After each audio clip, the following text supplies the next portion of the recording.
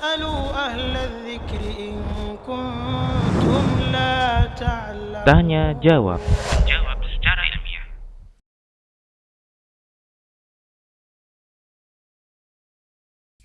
Memang suatu hal yang tidak bisa kita pungkiri ya, yang namanya eh, luka-luka pengasuhan dari orang tua kita dahulu, yaitu seringkali masih membekas di dalam diri kita ya. Dan ketika seseorang dia itu sadar bahwa ketika dia mendidik anaknya itu banyak kekeliruan, kemudian dia sadar ini semua tidak lepas dari dari luka-luka pengasuhan yang disebut dengan inner child. Berarti ini adalah salah satu karunia, nikmat dari Allah. Kenapa dikatakan nikmat? Karena Allah berikan dia hidayah, taufik. Dia sadar kalau dia keliru selama ini. Dan dia juga tahu ternyata di antara penyebabnya adalah seperti tadi, ada luka pengasuhan. Jadi yang harus dia lakukan apa? Ya dia harus membasuh luka pengasuhan tadi. Dia harus berusaha untuk mengobatinya. Bagaimana cara mengobatinya? Ya tentunya ya karena ini adalah suatu luka ya yang ada di batin kita, maka caranya kita untuk bisa mengobati ini adalah semakin memperkuat hubungan kita ya, bonding kita dengan pencipta kita Allah Subhanahu wa taala. Karena Allah yang bisa mengobati segala bentuk penyakit dan Allah yang bisa memberikan kita kekuatan ya untuk menghadapi segala bentuk problematika yang ada di hidup ini.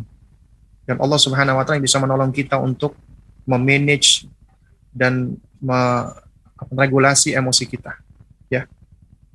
Jadi yang pertama adalah kita kuatkan hubungan kita dengan Allah Subhanahu wa taala. Kemudian yang kedua adalah kita belajar untuk memaafkan.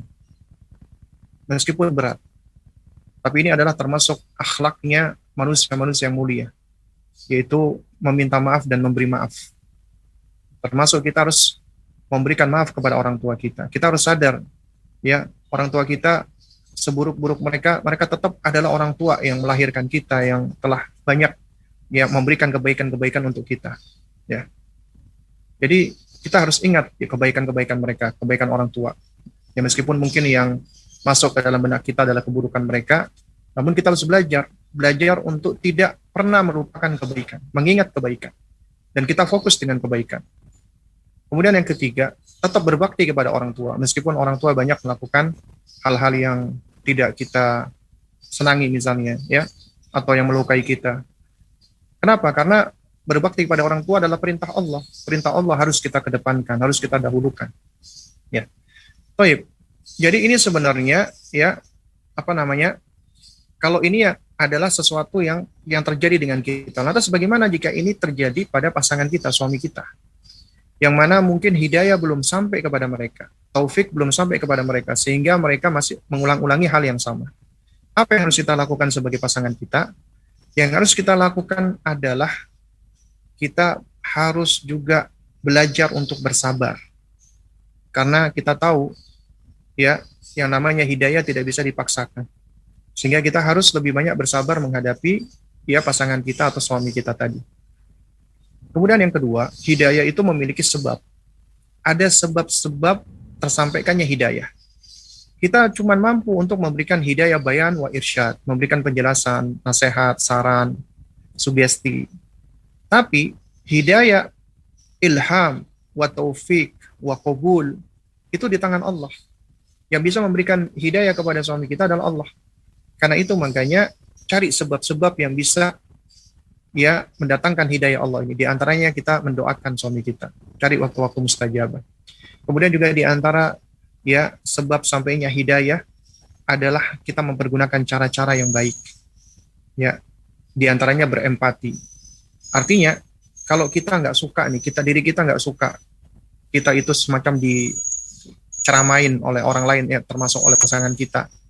Seakan-akan kita itu kayak diceramai atau bahkan mengandung labeling dan yang semisalnya, itu kita nggak suka.